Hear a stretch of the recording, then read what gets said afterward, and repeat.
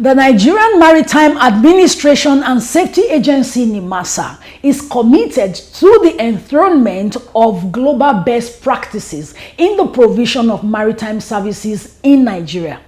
Nimasa is determined to develop indigenous capacity and eliminate all hindrances in the Nigerian maritime industry.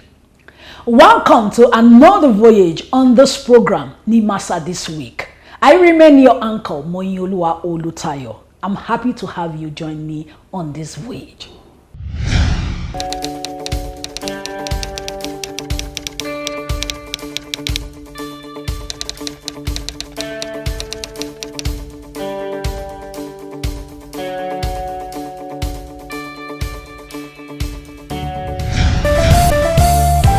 Introducing the new face of the Nigerian Maritime Administration and Safety Agency, Nimasa.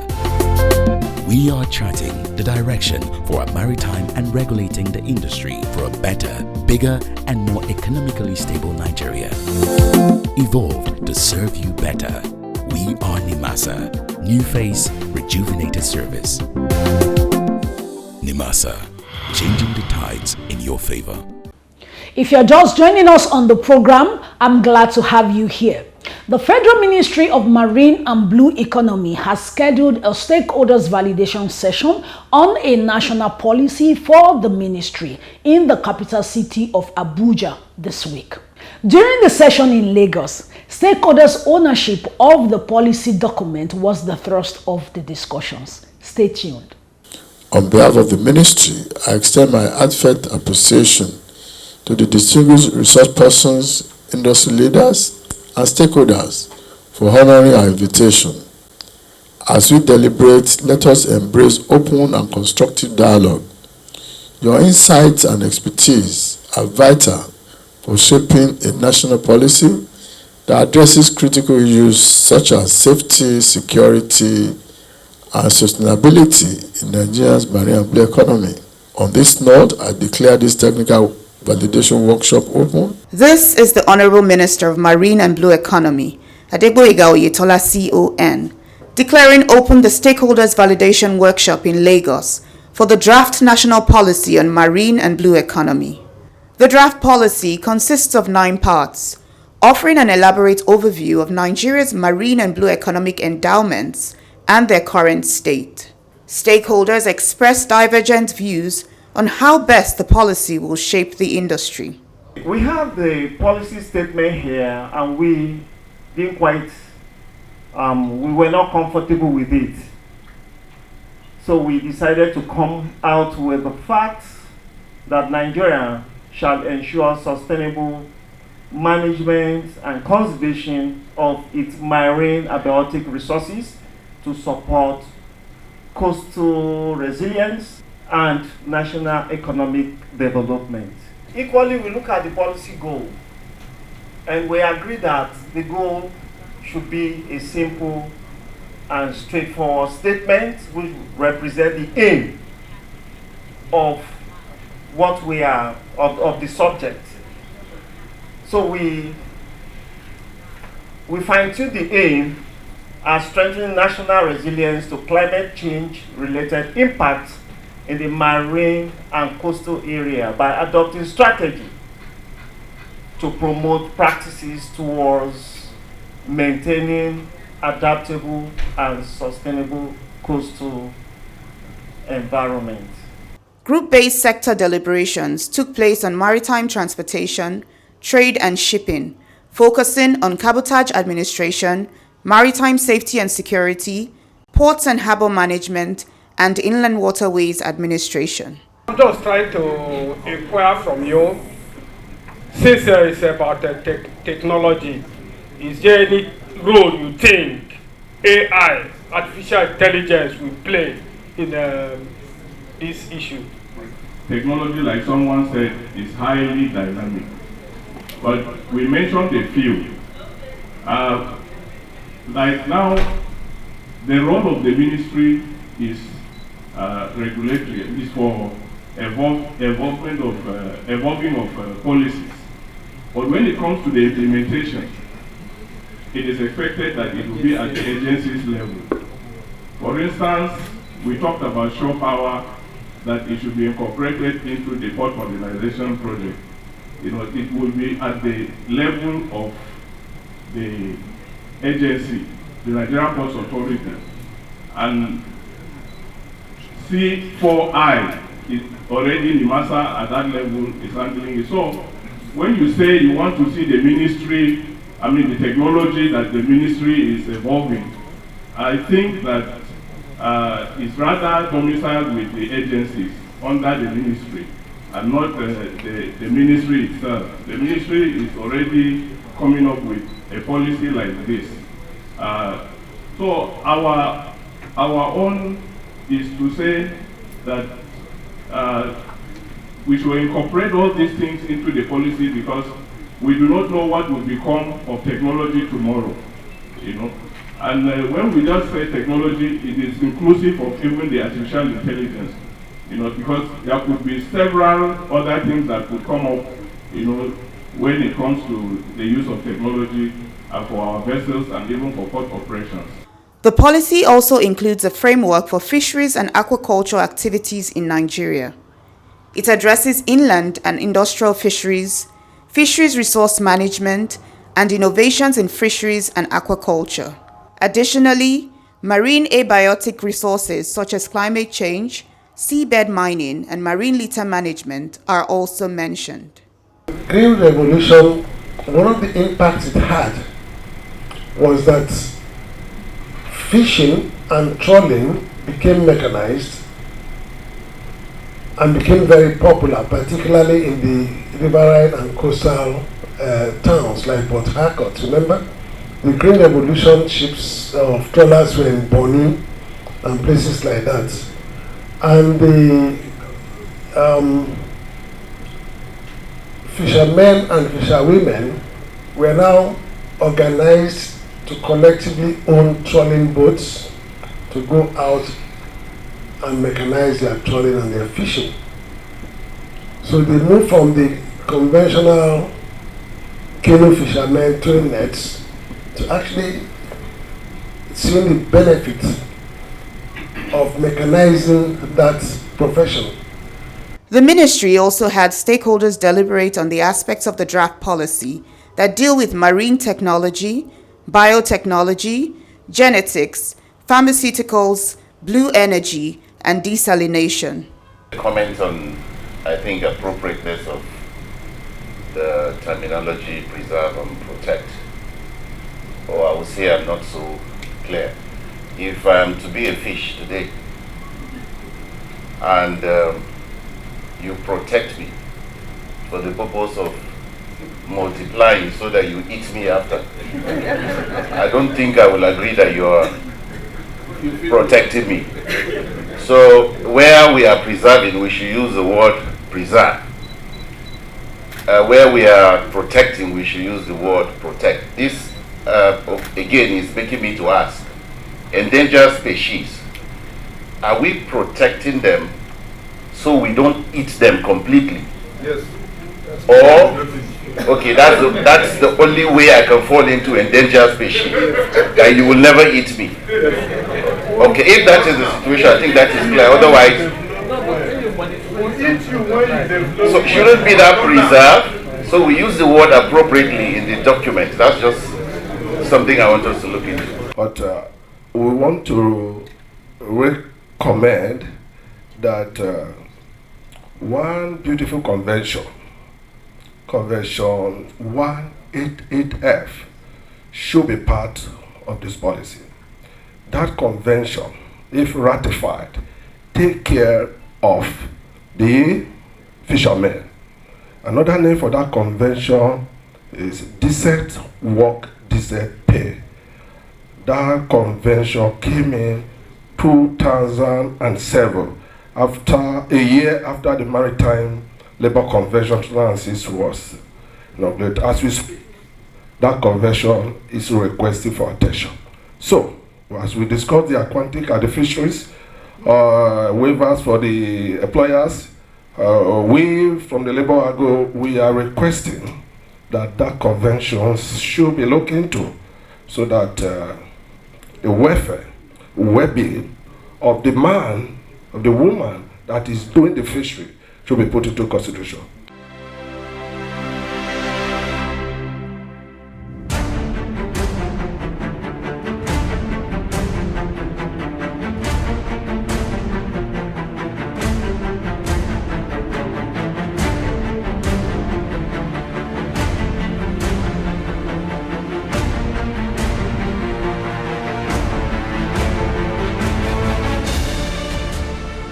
The Director General of the Nigerian Maritime Administration and Safety Agency, Dr. Dayo Mobiriola, has declared that innovative financing models will serve as a catalyst to attain sustainable development for the African maritime industry.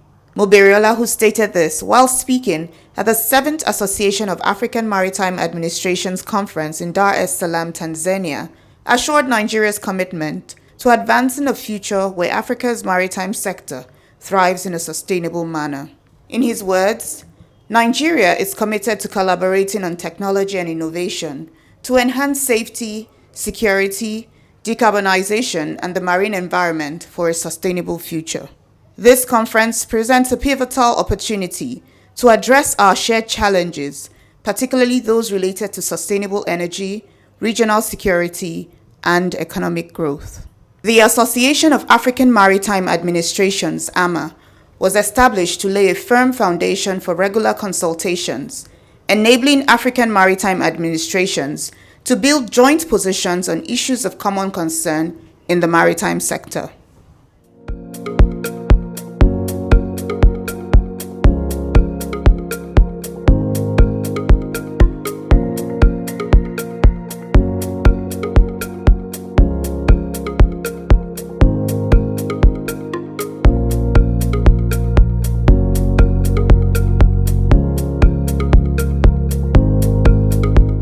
I am Captain Sondo Moren. My name is Emmanuel Maigua. I am Dr. Odunayo Ani. Hello everyone, my name is Vivian Chimezie. Western Nigeria President. CEO of BRICS Master Matani and President of MANO. And I'm the Director General at the Nigerian Chamber of Shipping. You're watching Nimasa this week. You're watching Nimasa this week. The voice of the maritime. The voice of the maritime industry. Keep watching. Keep watching Nimasa this week. Keep watching us. Nimasa this week. The voice of maritime, showing on these stations. The program is still Nimasa this week, and this is the segment where we engage stakeholders on their assessment of the Nigerian maritime sector in 2024. Last week, we served you a chat with the President General of Maritime Workers Union of Nigeria, Comrade Adewale Adeyonju. This week, we bring you a special interview with the chairperson of the Seaport Terminal Owners and also the Vice President of ENL Consortium, Princess Vicky Hastrup. Stay tuned. We begin the conversation by asking Princess Vicky Hastrup on her rating of the Nigerian maritime industry in the year 2024 so far. The year 2024 has come with a lot of challenges, which is not unexpected. As we all well know, the economy, every nation, there is economic downturn in every nation. It's a global thing. So Nigeria's situation is not different from other countries of the world. But in a way, it's also peculiar. There's the peculiarity of our economy downturn. So, there are challenges, and for us in the ports, in the maritime sector, the challenges is that of volume of cargo that has plummeted in the year 2024, and that's as a result of forex challenges. That has affected the volume of cargo that is coming to Nigeria. As we all well know, Nigeria is more or less dependent on imports, But thank God there have been a lot of export activities, which has also increased in a significant level, in the year 2024. And that it shows that the policies of government is also reflected in volume of cargo that is also on export, is also going out from Nigeria, which is really, so there's kind of balancing, and I believe that by next year that will equally increase. Now let's listen to her expectations for the year 2025. Year 2025, we pray for a robust economy. We pray for a robust economy, like I said. And how can we have a robust economy as it relates to the maritime sector? We expect a government policy consistency, because whatever policy government makes, it reflects on the activities in the port, in the maritime sector as a whole. So it is very important for there to be, on the part of government, for that government have it's consistent in its policy. And I also want to seize this opportunity to urge government to speak to those of us operating within the sector, if there are going to be policy changes, because we wear the shoe, we know where it pains. We might have one or two things that we could contribute, before policies are made, so that it won't have an adverse effect on the growth of the sector. And I also wish we have the full benefit of the blue economy should be harnessed. How can government or the industry harness the full, benefit of the blue economy? Through fishery, shipbuilding, and oceanography. It's a very wide and very big sector that I believe that if right policies are made, if there's consistency in the way policies are made, I believe that the maritime sector has such a huge potential, to contribute or to improve the economy of the country, to give the country, a robust economy. It's a very huge sector. As the year draws to an end, she has this message for stakeholders. Christmas is coming. I'm happy to be called Mama Dock Worker. The welfare of the dock worker is very important to me, and I'm very passionate about, the welfare of dock worker, because dock workers are very key to port operation in Nigeria. Without them, we can't discharge ships. So I'm very happy to be called Mama Dock Worker, Mama Seafarers. I'm also very passionate about seafarers, particularly the women, So, and to all my colleagues in the industry, Nimasa, Nigerian Port Authority, Shippers Council, terminal operators, shipping companies, clearing agents, everyone that is operating within this wonderful, wonderful industry. I wish everyone in advance a Merry Christmas, sound health, and a prosperous New Year.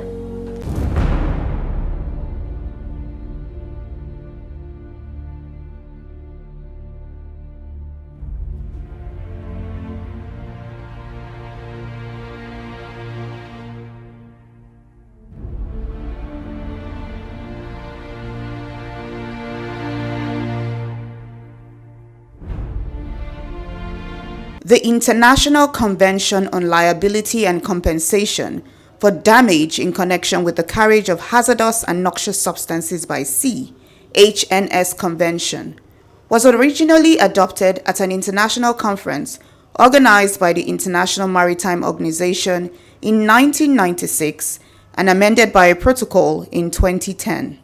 It aims to ensure the availability of adequate compensation for damage resulting from the maritime transportation of hazardous and noxious substances. Nimasa organized a stakeholders workshop to raise awareness about this convention. As we may know, the hazardous and noxious substances spills are inevitable despite several measures that may be put in place to minimize ship-induced chemical pollution. These kinds of pollution damages and their associated impacts on environment, human lifestyle, livelihood, and socio-economic well-being cannot be overemphasized. The HNS Convention was originally adopted at an international conference organized by the IMO in 1996 and amended by a protocol in 2010. The Hazardous and Noxious Substances Convention covers any damage in the territory or territorial sea of a state party to the convention. It also addresses pollution damage in the exclusive economic zone or equivalent area of a member state, as well as damage other than pollution damage caused by HNS carried on board ships registered under the flag of the member state outside the territorial sea of any state. The purpose of this engagement is to bring together all relevant stakeholders to discuss the ratification and domestication of this convention into Nigerian laws to serve as a legal instrument for the liability and compensation in the event of pollution incidents and or damage from the sea transport of hazardous substances in Nigeria. Stakeholders present at the workshop commended Nimasa for organizing the event.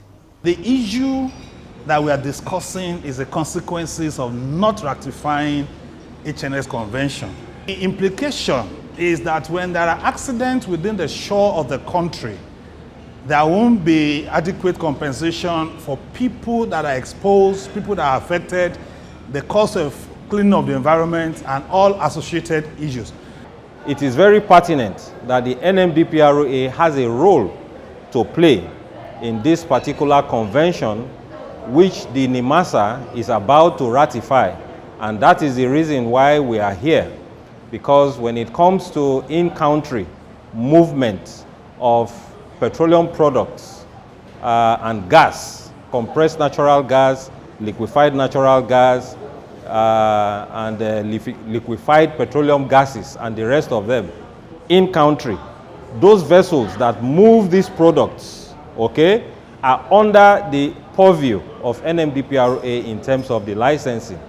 And we are supposed to also look at the potentials for pollution that can occur within that space. And so it is necessary for the NMDPRO to be involved in the overall process. Under the 2010 HNS Convention, the ship owner is liable for the loss or damage up to a certain amount, which is covered by first-tier insurance. The compensation covers loss of life or personal injury, property damage or economic loss, cleanup activities, and reasonable measures to reinstate the environment.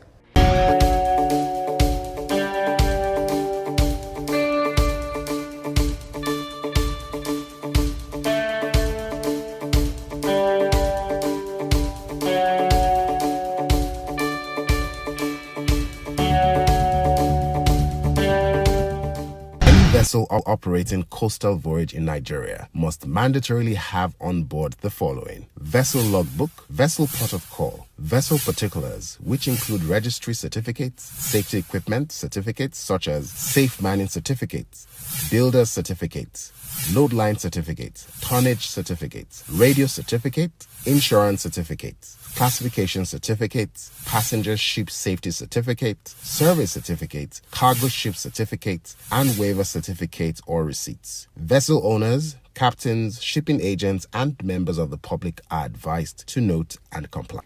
Wow! We've come to the end of another interesting voyage today. But before we draw the curtain, let me leave you with this reminder that we have about 3 more weeks to go in this year. So let's make a maximum use of our time as the year grows to an end. Until we meet again on the same platform, same time next week, from my side, I'm saying bye for now.